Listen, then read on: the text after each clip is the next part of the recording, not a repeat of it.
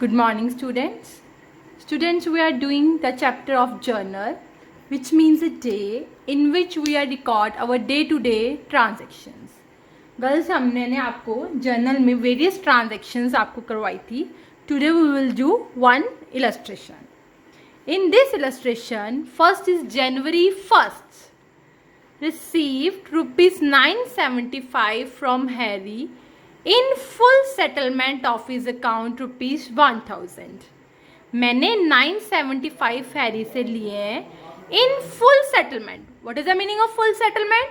कि मैंने उससे जितने पैसे लेने थे उसने मुझे उतने दे दिए, बाकी जो उसने नहीं दिए वो मुझे नहीं देगा. ठीक है, मैंने हैरी से लेना था 1000. उसने मुझे बोला मैं आपको सिर्फ कितना दूंगा, 975, बाकी मैं आपको और पैसे नहीं दूंगा. तो मुझे 25 का क्या हो गया, लॉस. लॉस मीन्स मैं क्या लिखूंगी, डिस्काउंट. वो क्या होगा, डेबिट.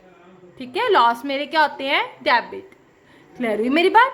फुल सेटलमेंट का मीनिंग होता है कि मुझे अब उससे और कोई भी पैसा नहीं मिलना, सिर्फ कितने मिलने हैं, 975. सो मैं एंट्री क्या करूंगी अपनी, I will do this entry.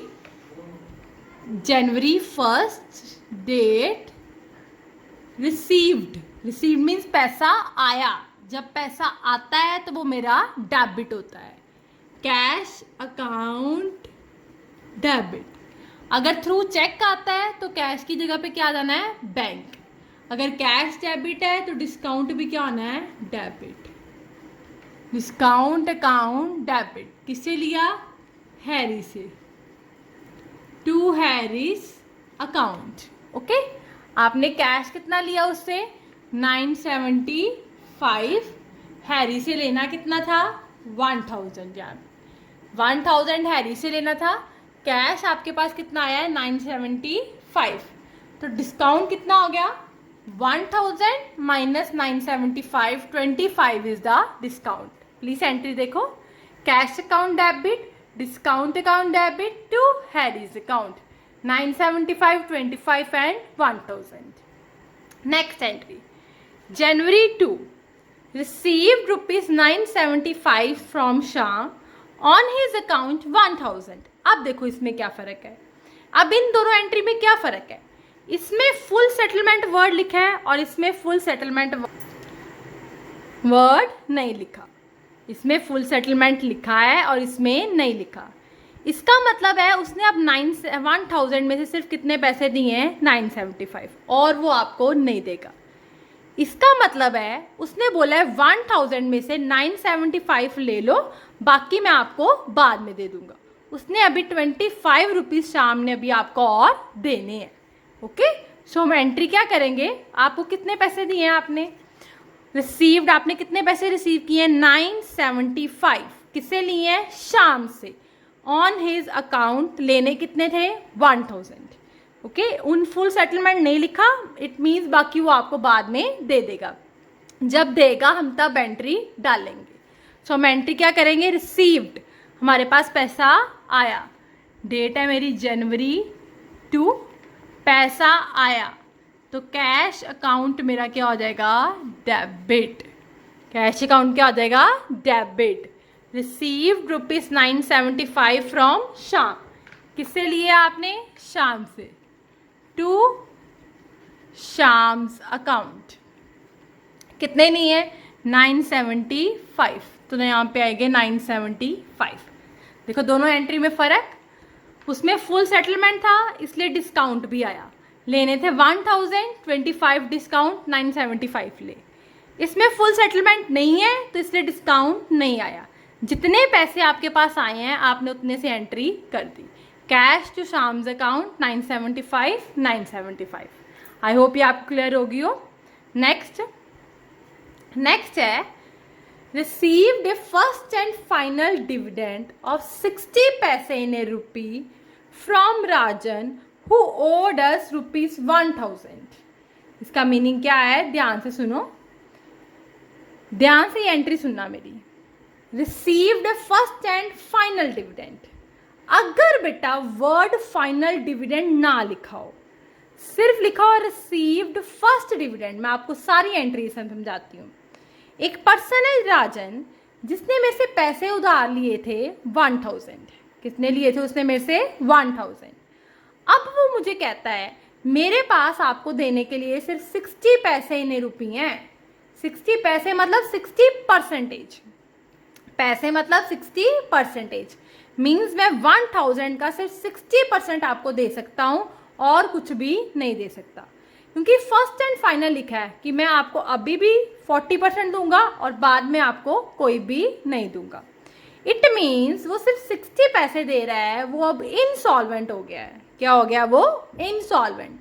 Means वो क्या हो गया? आपको क्या हो गया है? Bad debts. इनसॉल्वेंट के लिए आप वर्ड यूज करते हो बैड डेट्स। क्या वर्ड यूज करते हो? Bad debts. अब देखो, आपने उससे कितने पैसे लेने थे? 1000। कितने पैसे आपने लिए हैं? 60 पैसे मीन्स 60%। बाकी क्या हो गए? Bad debts. तो हमारी एंट्री देखो क्या आएगी? जनवरी 3, cash account debit bad debts account debit. किससे लेने थे? राजन से। ध्यान से सुनो मेरी बात बेटा। देखो कैसे लिखोगे? राजन से मैंने लेना कितना था? क्रेडिट साइड यहां लिखोगे 1000। उसने मुझे कितना दिया? 60 पैसे। मीन्स 1000 का 60%। कितने पैसे आए मेरे पास? 600। कैश अकाउंट के सामने मैंने कितना लिख दिया? 600। और मुझे फिर लॉस कितना हो गया? 40% का। 1000 का 40% मीन्स 400 का मुझे हो गया लॉस। देखो एंट्री आई, cash account debit bad debts account debit to Rajan's account. मैंने राजन से लेने थे 1000, मेरे पास आए कितने पैसे? 600। बाकी उसने मुझे कुछ नहीं देना, तो वो क्या हो गए? Bad debts 400। ओके, अगर यहां पे ये ना लिखा होता received a first dividend of 60 paise in rupee, final word ना लिखा होता, इट मीन्स वो आपको कह रहा है कि मेरे से अभी 60% ले लो, बाकी 40% मैं आपको बाद में दे दूंगा। फिर क्या एंट्री आनी थी? देखो फिर हमारी एंट्री आनी थी cash account debit to Rajan's account. क्या एंट्री आनी थी? Cash account debit to Rajan's account. कितने पैसे आपके पास आए हैं? 1000 का 60% मीन 600। देखो ये एंट्री मैंने एक बीच में ऐड ऑन करी है, ठीक है। अगर तो वो ये कहता है कि मेरे से सिर्फ कितने लो? 60% ले लो अभी फर्स्ट डिविडेंड, मतलब बाकी के पैसे वो आपको दे देगा, तो वो एंट्री हम बाद में करेंगे जब वो मुझे देगा।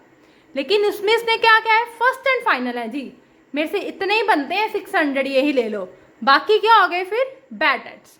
यहाँ पे डिस्काउंट क्यों नहीं आया? क्योंकि यहाँ पे अमाउंट ज़्यादा है बेटा। डिस्काउंट आप 20-30 का करते हो, हाफ अमाउंट का डिस्काउंट नहीं करते, ठीक है। आपने किसी से 1000 लेना था, आप उसको बोलो चल 980 दे दे, 975 दे दे, ये तो नहीं कहते चल छोड़ मुझे 500 दे दे, 500 रहने दे। नो, डिस्काउंट स्मॉल अमाउंट का होता है, अगर ज़्यादा अमाउंट वो ना दे तो उसको हम बोलते हैं बैड डेट्स। क्लियर है? नेक्स्ट एंट्री है बेटा हमारी जनवरी 6, paid ₹480 to Mohan in full settlement of his account 500। It means मैंने मोहन को पैसे दिए, मेरे पास से पैसे गए। जब पैसे जाते हैं तो वो क्या होते हैं? Credit, means to cash account. मैंने मोहन को कितने पैसे दिए? 480। मैंने उसको देने कितने थे? 500। अब मेरी उसके साथ क्या हुई है? Full settlement. मैंने उसको बोला मैंने अब तेरे को सिर्फ 480 देने हैं, बाकी 20 रुपीज मैंने तेरे को नहीं देने। वो मुझे क्या मिल गया? डिस्काउंट। ओके, मेरा प्रॉफिट हो गया। मैंने उसको 500 देने थे, मैंने उसको 480 दिए, तो ये जो 20 रुपीज है मुझे प्रॉफिट हुआ, मीन्स डिस्काउंट, वो मेरा क्या होगा? क्रेडिट। अब कैसे एंट्री आएगी देखो ध्यान से। Jan 6, मैंने मोहन को 500 देने थे, पैसे गए ना, तो ऊपर किसका नाम आएगा? मोहन का। मोहन्स अकाउंट डेबिट, पैसे गए तो क्या आएगा?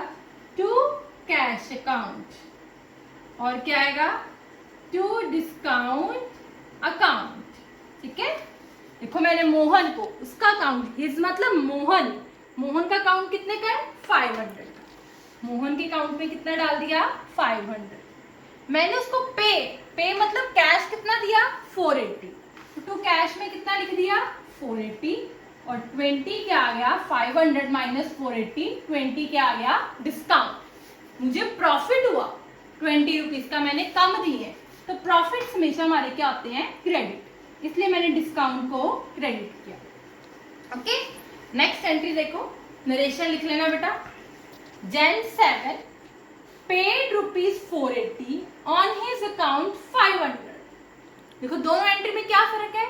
दोनों एंट्री में सिर्फ एक वर्ड का फर्क है, फुल सेटलमेंट। इसमें लिखा है, इसमें नहीं लिखा। तो क्या फर्क हुआ दोनों में?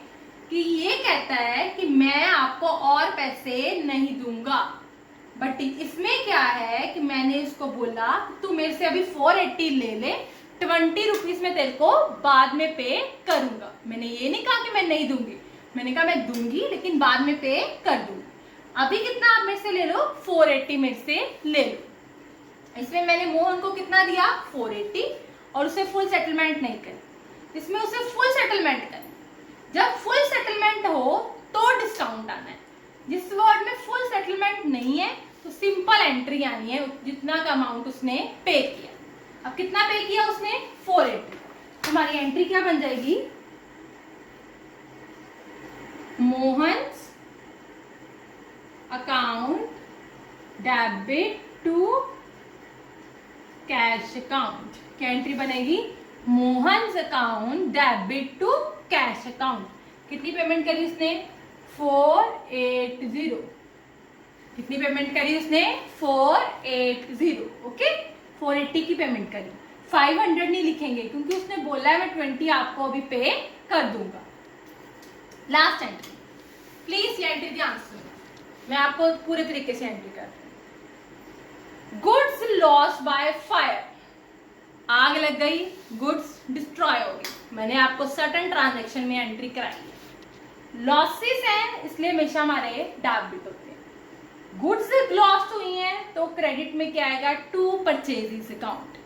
कैश लॉस्ट हो तो आता है टू कैश अकाउंट। ठीक है, अब सपोज करो आपकी ये नीचे एंट्री कोई भी नहीं है, एंट्री है गुड्स लॉस बाय फायर, आग लग गई, गुड्स लॉस्ट हो, तो आप एंट्री करोगे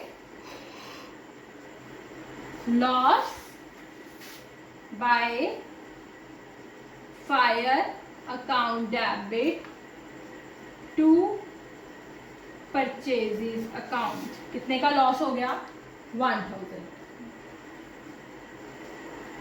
ओके, गुड्स लॉस्ट हो गया, आग लग गई, goods loss by fire account debit to purchases account. अब क्या हुआ? आपने उस गुड्स के अगेंस्ट इंश्योरेंस ली हुई थी।